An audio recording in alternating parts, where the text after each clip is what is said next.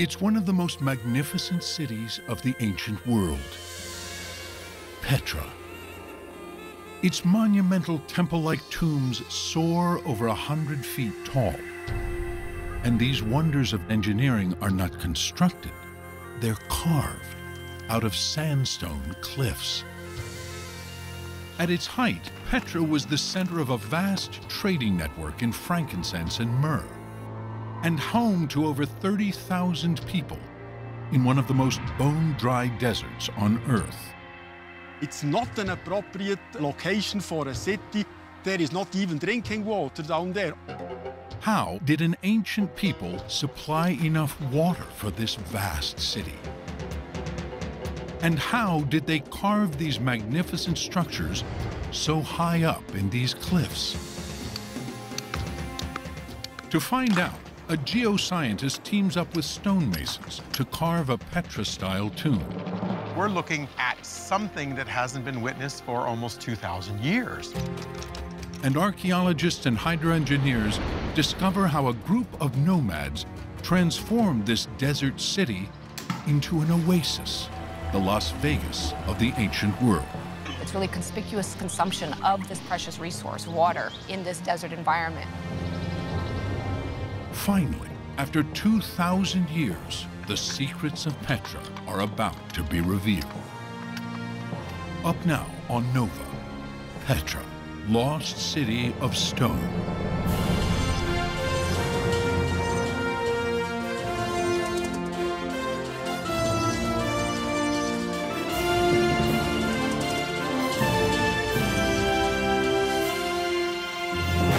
Major funding for NOVA is provided by the following: the David H. Koch Fund for Science, supporting NOVA and promoting public understanding of science, and the Corporation for Public Broadcasting, and by PBS viewers like you. Thank you. It's one of the driest places on Earth.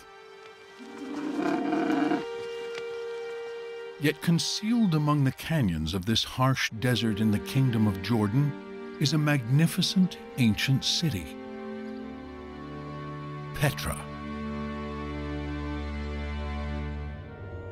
For over 1,000 years, its location remained hidden, protected by fortress-like cliffs and Bedouin tribes who fiercely guarded its secret. Then, in 1812, a Swiss adventurer disguised as an Arab pilgrim risks his life to search for the legendary city. Johann Ludwig Burckhardt makes his way through the Sieg, a dramatic canyon rising almost 600 feet that twists and turns for nearly a mile. Near its end, the canyon widens to reveal a towering, temple-like facade.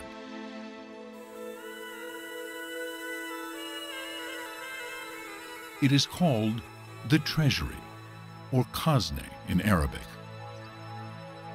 Built 2,000 years ago, it is a masterpiece of design and engineering. Majestic columns rise from the canyon floor, topped by ornately carved capitals. Statues of mythological figures adorn its facade. A fanciful urn graces its roof, and a towering doorway leads inside to a room with 3 chambers. Here, there is no elaborate carving, just the simple, natural beauty of the stone. And then we back away and we realize not only is this building unique and fantastic, but it has been carved into the sheer face of living rock. The treasury is actually a sculpture on a monumental scale. At 80 feet wide and 127 feet tall, it is twice the height of the Mount Rushmore Memorial. As Burckhardt continues through the canyon, he discovers hundreds of magnificently carved facades everywhere, many rivaling the grandeur of Egypt, Greece, and Rome. But there is more. The ruins of an entire city. 6,000-seat theater carved right out of the sandstone. A main street lined with huge temple-like structures. And even more spectacular monuments carved higher in the mountains. But Burckhardt's rediscovery of the legendary city sparks more questions than answers. Who built Petra, and why? Burckhardt was inspired by stories of a mysterious desert tribe who gained their wealth trading spices and silks among China, India, Egypt, and Rome, and then hid their treasures of gold in the cliffs. Greek and Roman sources provide a name for these people: the Nabateans. An account from the 4th century BCE describes the Nabateans as nomadic tent dwellers. But 3 centuries later, another source describes them as a sophisticated people inhabiting a prosperous city. Around the time of Jesus, Nabatea is a thriving kingdom surrounded by Egypt, Judea, and the vast North Arabian desert. How, in just a few centuries, did a village of tents become a wealthy kingdom? And how, in the middle of a desert, did they build Petra?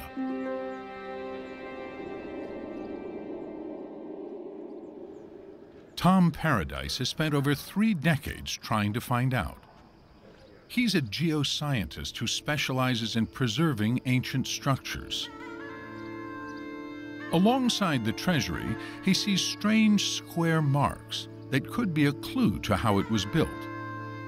Are these marks the remnants of where an ancient scaffold was anchored to the cliff face? For many years, people considered these to be holds for wooden scaffolding that may have been used for the actual carving. But Paradise has doubts. If these are scaffolding marks, why did the Nabateans leave them here? And why are they found nowhere else in Petra? Paradise believes the real reason for the marks may be tied to the fanciful name given to this monument centuries ago. This building is called the Khazne. It is the treasury. And so legend goes back millennia that this housed riches. Because it is known as the treasury, people have searched it for treasure. Bullet holes riddle the urn at the top. And these marks may be footholds to climb up and get a closer look. We think maybe those footholds were carved for the purpose of raiding the upper parts of the Khazne, looking for the treasure. But the urn holds no gold. It's solid rock. The only treasures here are the magnificent sculptures. Whatever the true purpose of these marks, Paradise is certain they're not for scaffolding. After all, in this desert, wood is relatively scarce. So how on earth could the ancient Nabateans carve such a huge monument so high up in the cliff face without scaffolding? Paradise has a bold plan to find out. That go all the way down to the top. Working with a team of stonemasons, they will try to carve a Nabatean-style facade for the first time in 2,000 years. I may be sitting on the answer to the age-old question as to how were these facades carved. At the same time, archaeologists and hydroengineers are investigating how the Nabateans could even survive in this bone-dry environment. The entire hydraulic infrastructure was built, as I think I may prove, following one master plan. Their groundbreaking discoveries are revealing the engineers of Petra were not only masters of stone, but also of water, transforming a desert city into the Las Vegas of the ancient world. Now, can scientists finally uncover how a nomadic tribe built this city of stone? And why Petra ultimately vanished into legend.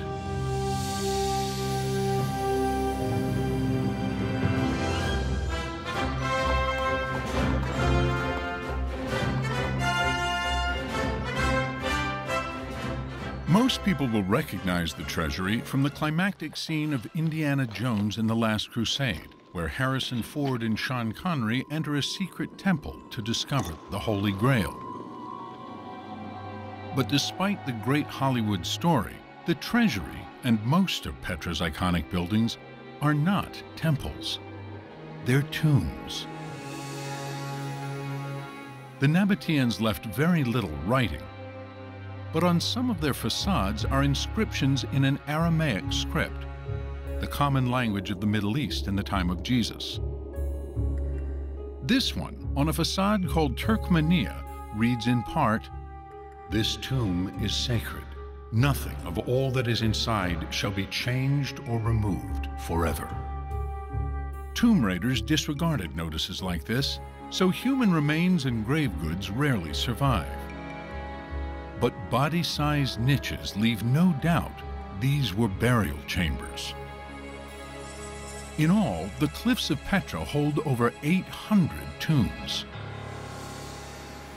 The prominence of these monuments led many of the early explorers to consider the possibility that this might just be a city of the dead, a necropolis. But over the past 200 years, all of the research has actually shown it was a city of the living as well. Chris Tuttle has been working here more than 10 years. Although less than 2% of the site has been excavated, archaeologists have mapped and surveyed the area. All in all, ancient Petra was a metropolis about the size of the island of Manhattan. There is a 2-square-mile downtown where people lived, worked, and prayed. Suburbs, housing more people, stretch to the north and south. Based on these surveys, Tuttle can estimate the population. At its height, we expect this city housed somewhere between 20 or 30,000 people. Yet unlike cultures that bury their dead in isolated areas, in Petra, tombs are everywhere. Why did the Nabateans carve their tombs throughout the city? And how did they do it? Paradise hopes his carving project will provide some answers. Creating an experiment in which we reconstruct a facade will give us insight into how the Nabateans carved these fantastic facades 2,000 years ago. But Paradise can't carve his facade here. Petra is a protected World Heritage Site. He must find a cliff face with the right kind of sandstone somewhere else. His search takes him a world away to Southern California. Looks like a promising prospect. Yeah. While the ocean view is a sharp contrast to the Jordanian desert, the sandstone is identical to Petra's. Paradise enlists stonemasons Blake Rankin and Nathan Hunt. With permission from the landowner, they search for just the right rock. Hunt is a classically trained master carver and architectural sculptor with over 18 years of experience. We're looking for a fine-grained sandstone which lends itself to ornamental carving. Sandstone is a soft rock made of compressed layers of sand and minerals.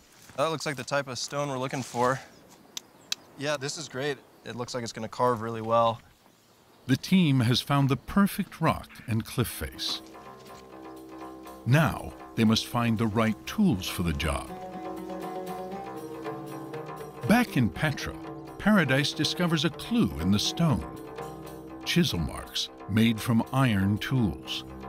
The technologies used with chisels and stonework haven't changed in 2,000 years. We use the same chisels, and so they leave the same marks. By matching modern-day tool marks with those found in Petra, their advisor, Tom Paradise, tells them exactly which tools to use. The claw chisel, the flat chisel, and the pointed chisel. The pointed chisel is used for the coarser chiseling that removes large amounts of rock. So the pointed chisel is exactly what Hunt and Rankin used to begin work. Yeah, feels good to be carving. But their exuberance fades fast. Carving by hand is seriously slow. There's no way we can do it by hand. A Greek source says the Nabateans had few slaves, but they probably did have plenty of skilled manpower and time. Hunt and Rankin have neither, but they have power tools. Even so, Rankin insists they're not cheating. This is a chisel very similar to one that the Nabateans would have used. The only difference is that we've mechanized the hammer process so that we can move a lot of stone really quickly. The carvers have found the right rock and the right tools for the job. As Hunt and Rankin prepare the cliff face, Paradise must decide what exactly to carve. What makes a Nabatean tomb Nabatean? Many of the facades in Petra actually look like they belong somewhere else. At the treasury, Paradise finds statues, columns, and capitals reminiscent of ancient Greece and Rome. And across Petra, he finds architectural features from other far-flung empires. A step design associated with Assyria and Mesopotamia. Elephant-headed capitals evoking India. Even Egyptian obelisks. But among the familiar are designs Paradise has seen nowhere else. There's a pediment on the top that is split in the middle, capped by a cone, a capital, and an urn at the top. This isn't Greek, this isn't Roman. This new design is seamlessly mixed with features from far-off cultures. The architecture is the synthesis, and this begins to tell us a story that is the real Petra. What makes a Nabatean tomb Nabatean is the combining of their own unique style with designs from other empires. But how did these people in the middle of the desert come into contact with such faraway places? Two words: frankincense and myrrh. Frankincense and myrrh were must-have luxury items in antiquity. In the New Testament, they are among the gifts the three kings bring to the baby Jesus. Made from dried sap from trees in the southern Arabian Peninsula, they were burned obsessively in religious ceremonies in Egypt, Greece, and Rome. But to get that incense to consumers throughout the Mediterranean, it first had to be transported through the desert.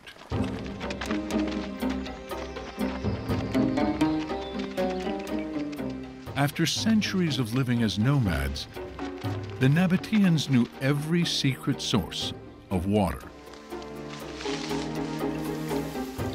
If you wanted to cross the desert and make it out alive, you had better have a Nabatean leading the way. Along the route, they built outposts to guard their goods and extract a toll. In a valley just over the mountain from Petra, Andrew Smith has excavated this fort called Bir Makur. There was definitely a Nabatean presence here, most likely related to the trade that came out of Petra. Among the artifacts he excavated are dozens of tiny clay perfume bottles. The Nabateans were most likely processing some of the raw frankincense. And they would have bottled and then packed them tightly so that they weren't going to break, and probably loaded them on camels or even donkeys. The incense road became the lifeblood of the Nabateans, pulsing from Saudi Arabia to the port of Gaza, the gateway to Greece and Rome. The financial reward from this trade catapults a desert tribe into a powerful kingdom. Nabatean towns and tombs spring up throughout the northwestern Arabian Peninsula. By the 1st century, The Roman writer Pliny called the Nabateans the richest race on earth. Much of their wealth went into building their capital city, Petra. Tom Paradise believes the Nabateans' far-flung trade connections influenced their domestic designs. Because Petra is a crossroads for the region, it makes sense that they would adopt and adapt different architectural styles from a lot of their trading partners. But with all these different styles, what should Paradise pick for his carving experiment? This sort of facade represents more than 500 other facades in Petra. So this style really is the archetype of the tomb facades. To Paradise, this tomb is typically Nabatean. Although it appears plain, it's a mashup of different architectural styles. It has the remains of a Greco-Roman doorway, Nabatean capitals, an Egyptian cornice, and a design from Assyria that may represent a stairway to heaven, called a crow step.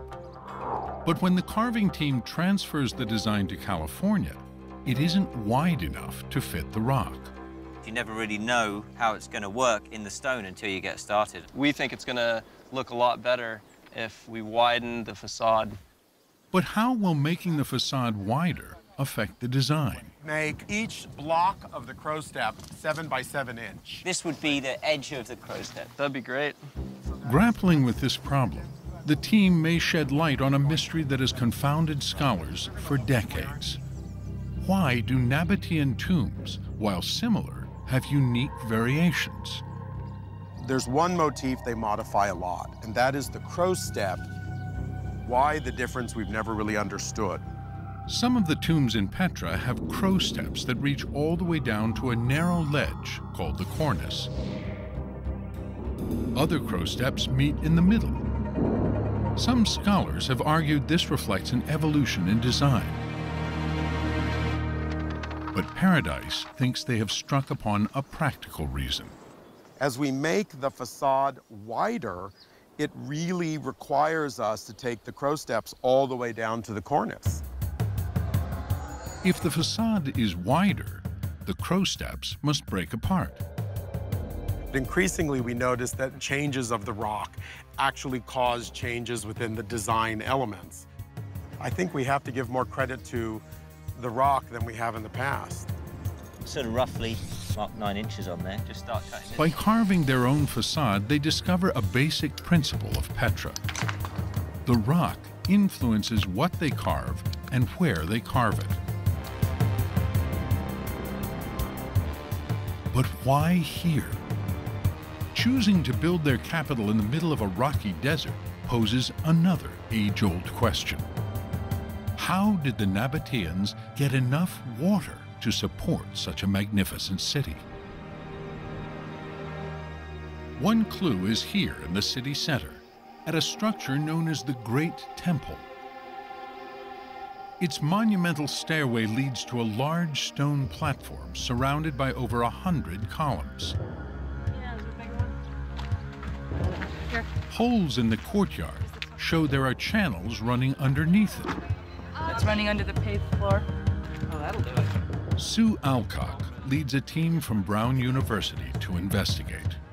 If we could make all this surface architecture go away, just kind of magically lift it up and look down, I think we'd see quite a network of these channels and canals. She may be short on magic, but Alcock does have another way to look below the surface. A technology called GPR, ground-penetrating radar. Excavation is inherently destructive. This is a way to get a look at what's down there in the same way you would go in for an X-ray perhaps before you went in for a surgery. The radar sends a high-frequency radio wave into the ground. When the wave passes through different materials, like from stone to soil, part of the wave is reflected back. But the speed of the wave changes depending on the material, slower for soil, faster through air. Detecting these changes is how the GPR sees where the channels are. The team systematically drags the radar back and forth across the courtyard. There's some kind of a channel right there. Oh yeah, look at that. Beneath the Great Temple is a network of channels that looks like plumbing. Intriguingly, the channels seem to extend beyond the courtyard. When we look at Petra, we often tend to think about building by building. And I think it was all tied together. Alcock believes these channels are evidence of a massive citywide water system. Petra was an urban center, and it had urban water supply. There's just one problem with this theory. Petra is in one of the driest places on the planet. If the Great Temple is indeed the heart of a vast engineering system that supplied an entire city with water, where is all that water coming from?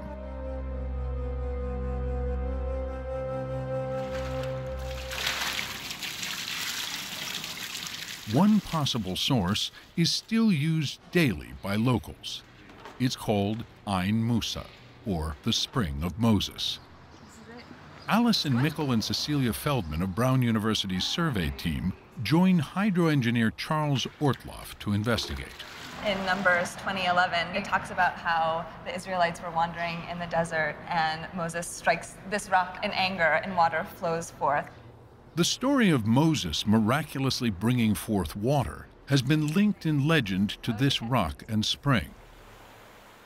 But it would take an engineering miracle to get this water from Ain Musa to Petra's city center. It's 5 miles away. In the Sikh, the entrance to Petra, the team finds evidence for how the water may have been brought here.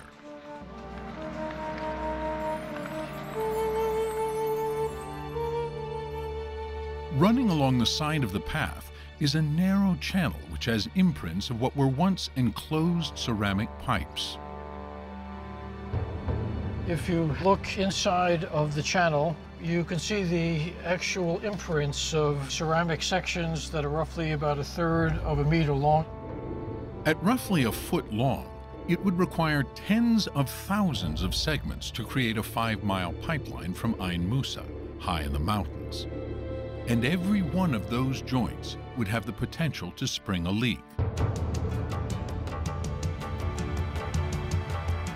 Could the Nabateans possibly have pulled off such a feat of hydroengineering? Here we have... At California State University in San Jose, Charles Ortloff and graduate student Cheyenne Mizra Hosseini are trying to figure that out using this 26-foot tank. Water is extremely precious to the Nabateans. So ancient engineers need to design a pipeline that would be free of leaks.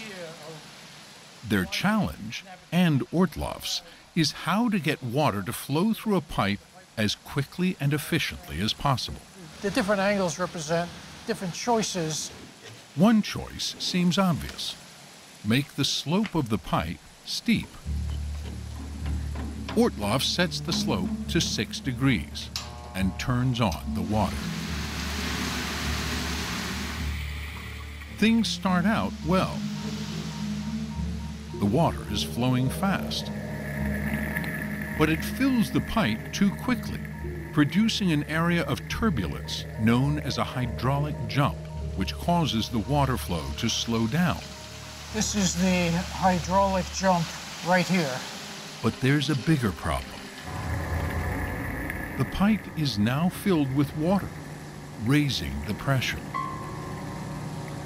In the ceramic pipelines, that pressure could create leaks at the joints.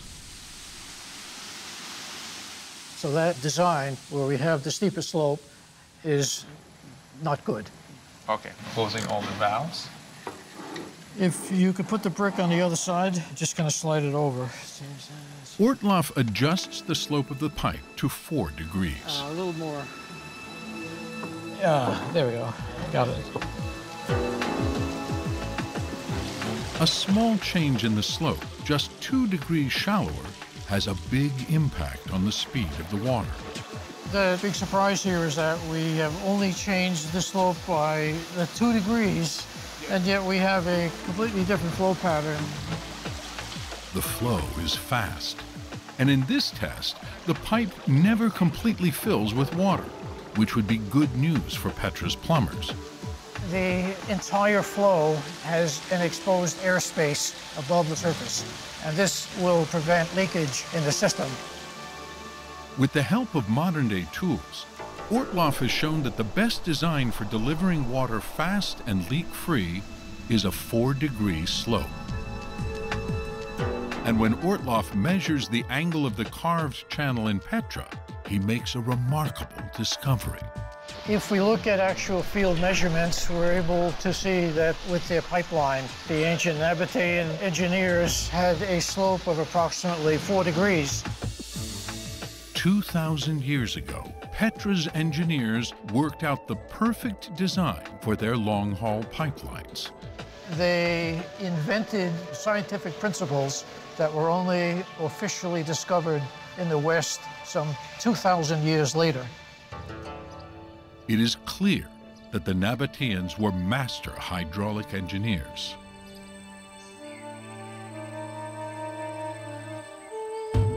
But water is not the only scarce resource in the desert.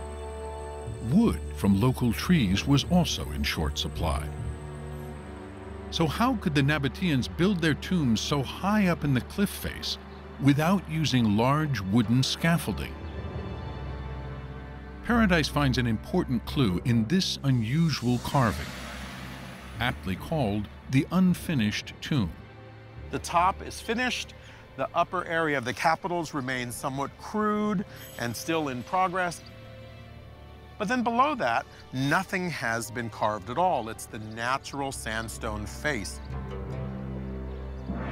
To Paradise, the progression of finished at the top and barely started below can mean only one thing. The Nabateans started from the top and carved down. The unfinished tomb shows that Nabateans began by sculpting the top layer of the facade and then worked their way down the cliff face.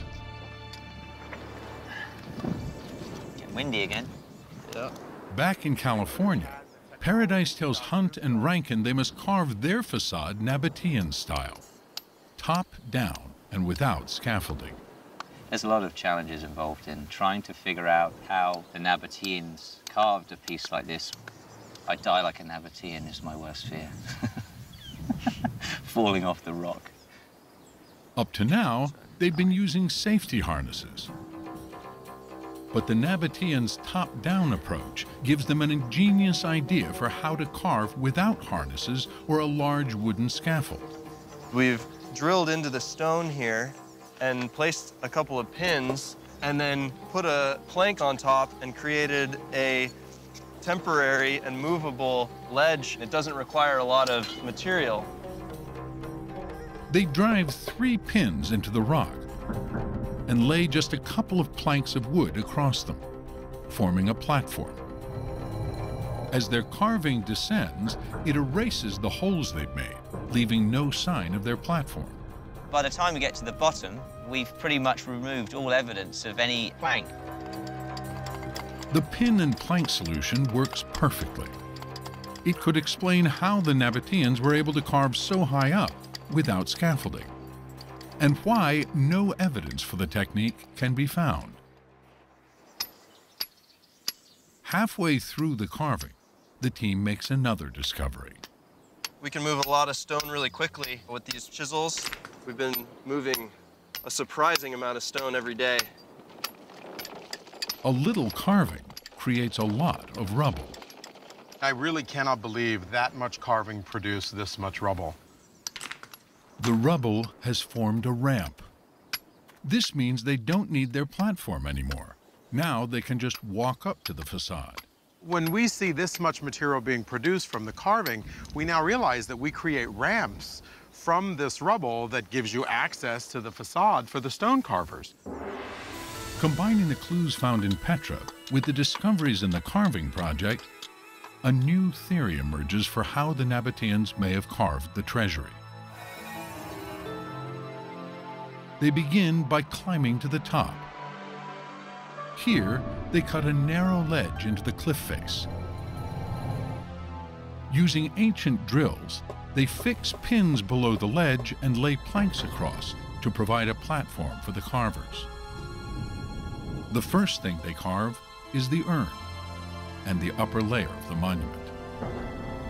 They work their way down, sculpting the split pediment and the magnificent statues. About halfway down, the debris from the carving forms a ramp. Now, the carvers can walk up to the facade and continue carving the elaborate capitals and the handsome columns. We don't know of any other culture or society using this kind of engineering technique for this scale of construction. The top-down approach turns out to be a brilliant innovation for carving these tombs in Petra's sandstone cliffs.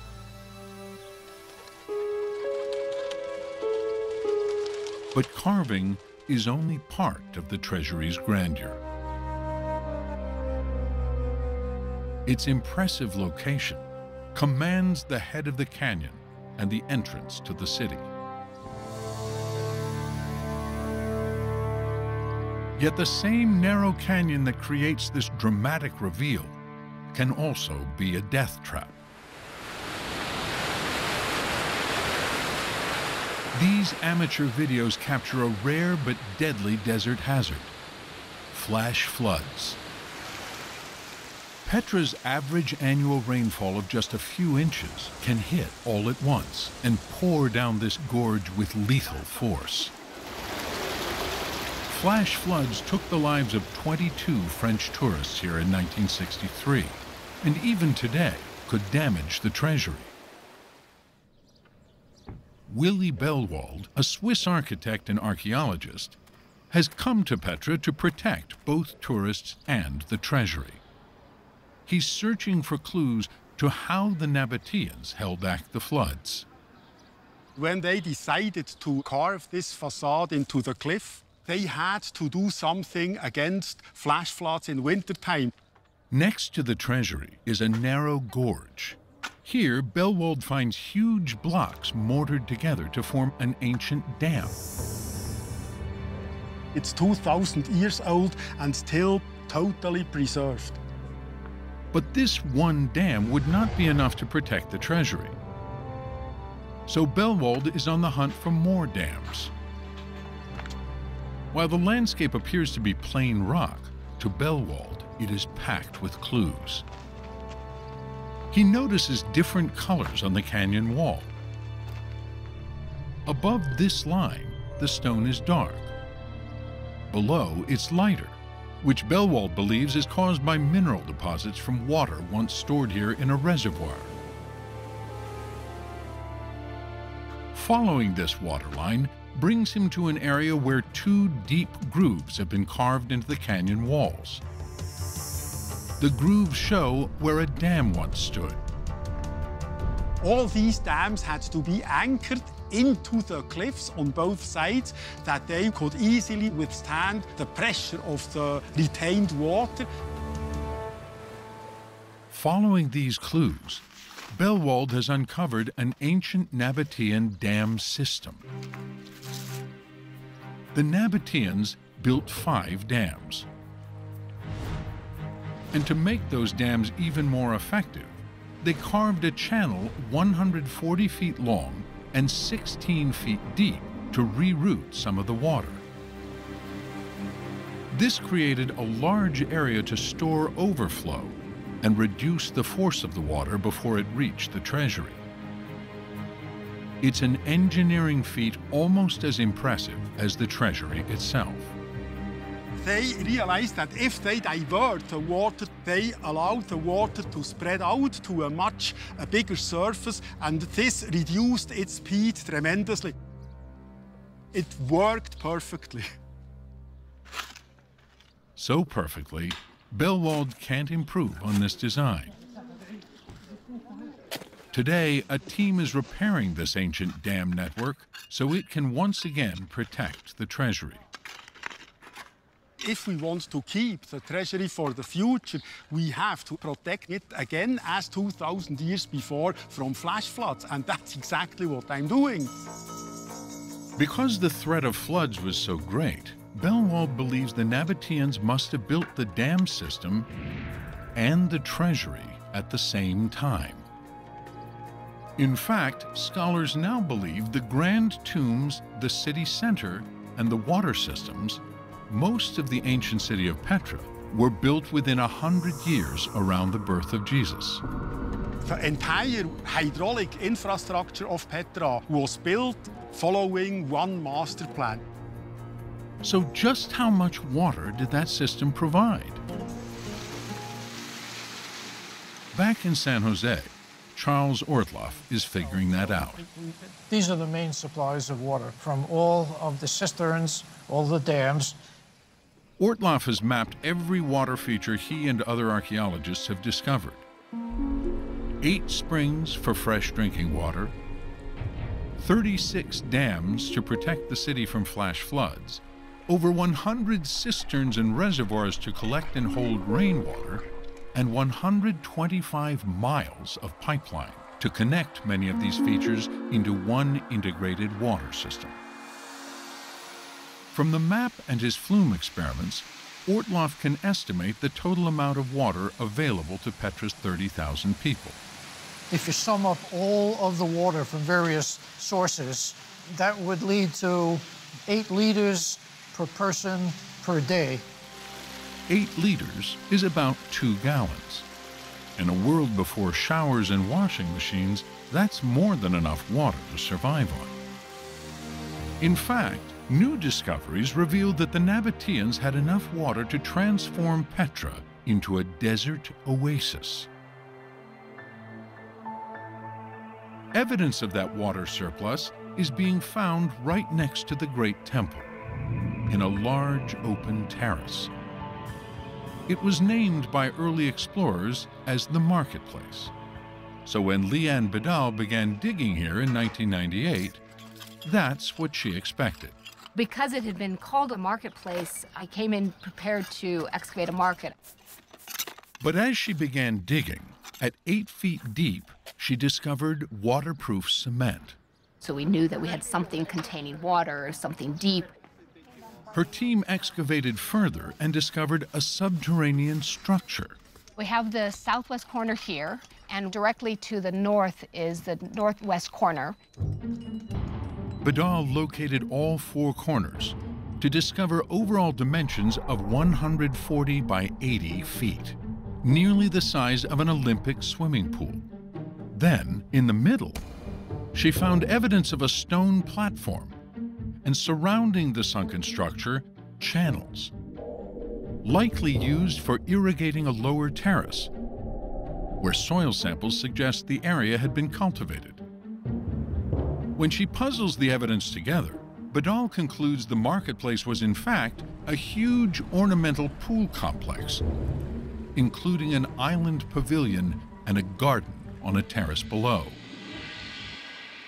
If you can imagine below us this large pool of water and then a green garden with date palm trees and flowers, this is something that is for showing off.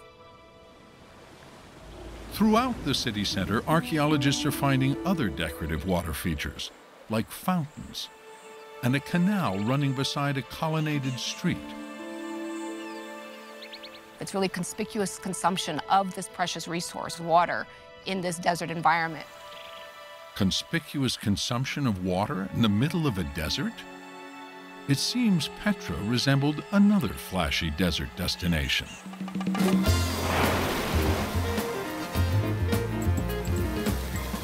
A great comparison is Las Vegas, where you have this very arid desert surrounding this oasis city, where everywhere you go, you see the use of water, fountains.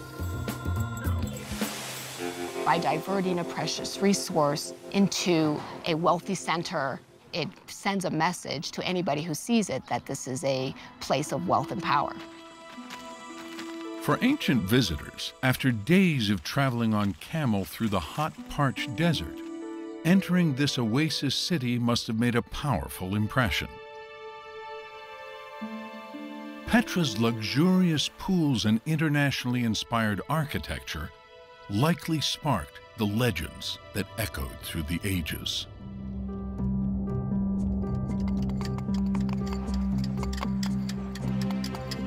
Back in California, after 2 months of carving and nearly 2,000 years, architecture of far-off lands emerges from the rock. We've got Assyrian, Egyptian, Greco-Roman, but you put it together, you stand back, and it's Nabatean. And now it's a little bit Californian. That's right. Whether the Nabateans were carving tombs for the dead or water channels for the living, their mastery of stone was the key to Petra's wealth and beauty.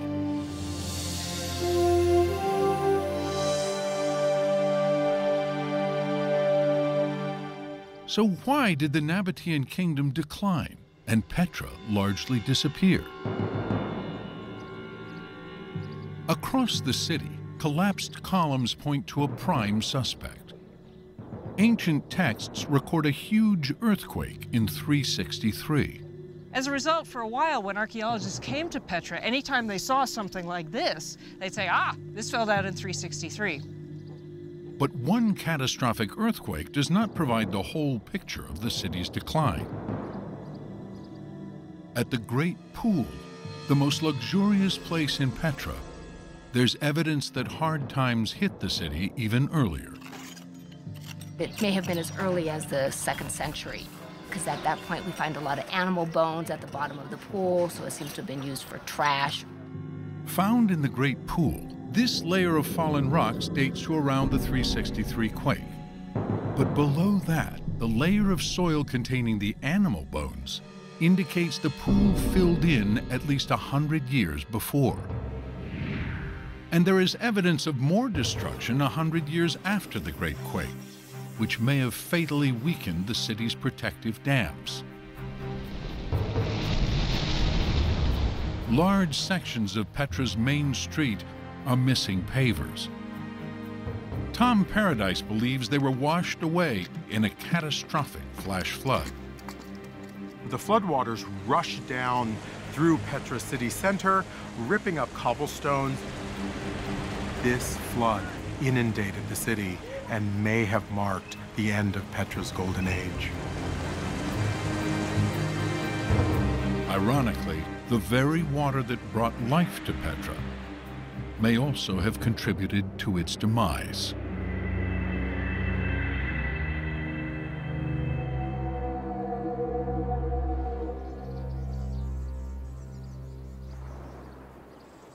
Today, in the hills of Southern California, the carving team is bringing a bit of Petra back to life. The final flourish will be a feature not found in other cultures.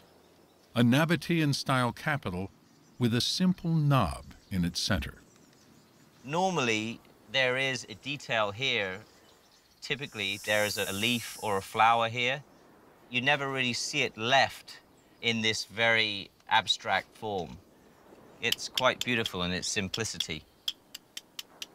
Paradise believes the Nabateans choose this simple form out of respect, almost reverence, for the sandstone. Their sense of the rock as a living material that had to be sort of caressed and worked was really as remarkable as their engineering expertise. And the sandstone itself becomes a tool to finish the surface of the tomb. Using the same stone that we carved off the rock, I'm just rubbing the last little stages, just kind of carefully finishing off that last surface.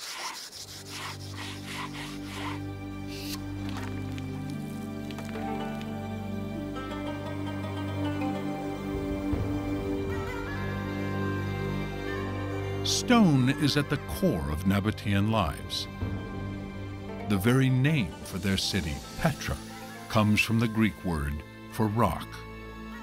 The Nabatean relationship with their sandstone was fundamental to who they were. They're born in this valley of rock. They live in this valley of rock.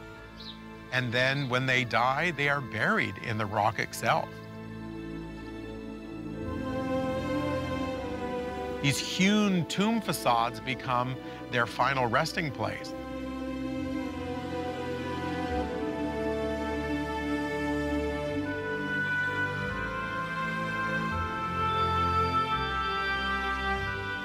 Each year, over 500,000 tourists retrace the steps of the explorer Johann Ludwig Burckhardt and gaze up in awe at the treasury.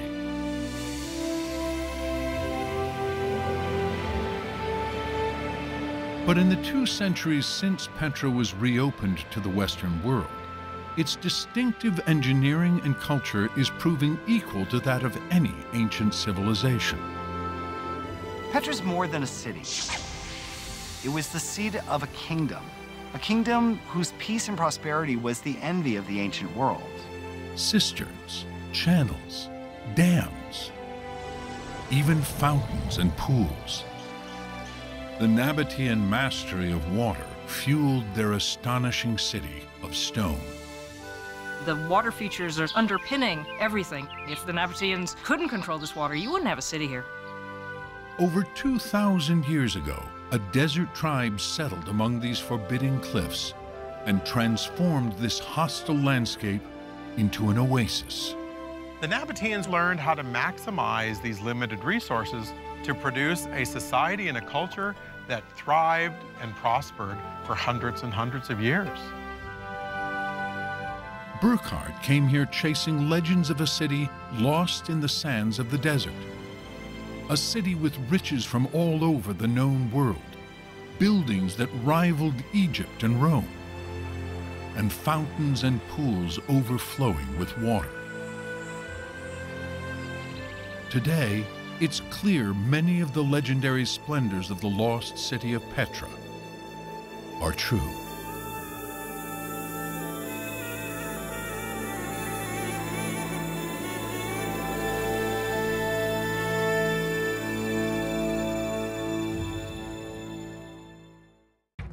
The story continues online, where you can watch this and other Nova programs. Unlock the secrets of the Parthenon and other engineering marvels. Follow experts as they reconstruct an ancient war machine, the Egyptian chariot, and watch as craftsmen build a replica of Florence's iconic Duomo. See original video shorts, explore in-depth reporting, and dive into interactives. Find us at pbs.org/Nova. Follow us on Facebook and Twitter.